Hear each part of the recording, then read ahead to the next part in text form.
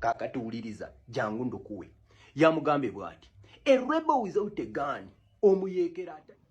Bobi Wine ayanukudde General Muhoozi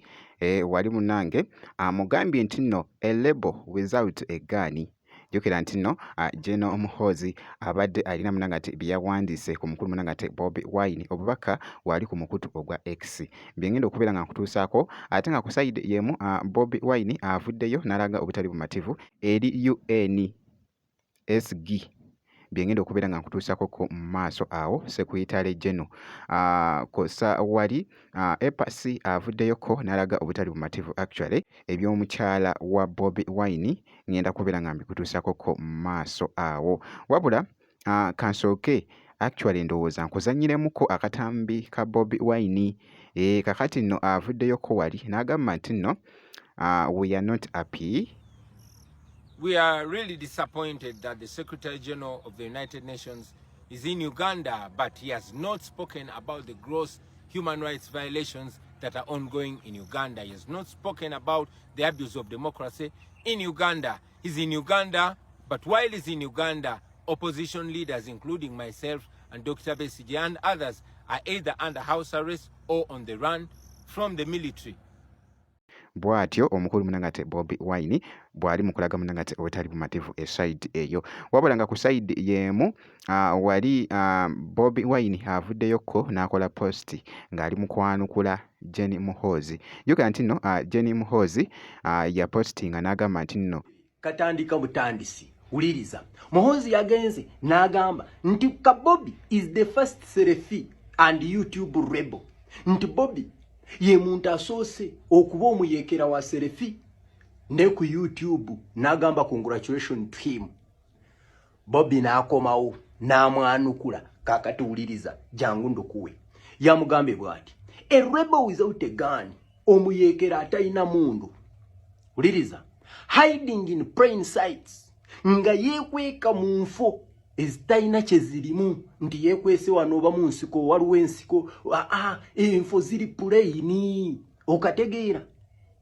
and yet you can't find me naye ate tosobola kukola ki kunfuna because I'm concealed by the people lwansonga nkuumwa abantu bebanina bebankuuma kubanga banjagala n'amugamba catch me if you can n'amugamba katino nkwata bw'oba ng'osobola yabagamba temusobola yagambye katino nkwata bw'oba ng'osobola gwe tambuza video naawe obadde ki bampita ka full bet off straight out kakati nno ku side yemu ne mukyala we Babi Kyagulanyi kakati nno EPAS yabadde live ku mukutu ogwa TikTok. EPAS atabukidde abantu bonna abajaganya abasanyuka nga Babi Kyagulanyi bamuyisizaamu eggaali mu makage katungulumira kusezeko emabega kaawo twalaba nga Babi Kyagulanyi alumbiddwa mu makage kwegamba byonna ebyabaawo mwabimanya wabula waliwo abasanyuka katino EPAS abayisizaamu eggaali abagambye kekirituuka ku maama wo kekirituuka ku sisita wo w'olimanya nti ebintu bya ddala nemulaba nti Babi bamukubye ne bamwambula n'ojja kuno n'osinika ebinnyo tebannayambula maama wo owulire ng'oyagala kutta muntu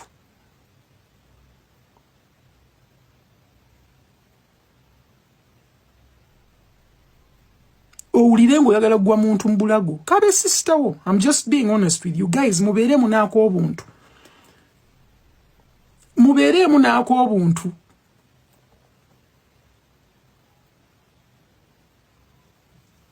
ate naawe agamba nti oli alimba wali ewuwe ate bw'abanga abadde alimba wayogera n'abantu abayingira mu nju ye ne bakubuulira alternative feedback ku bintu oli bye yayogera waliyo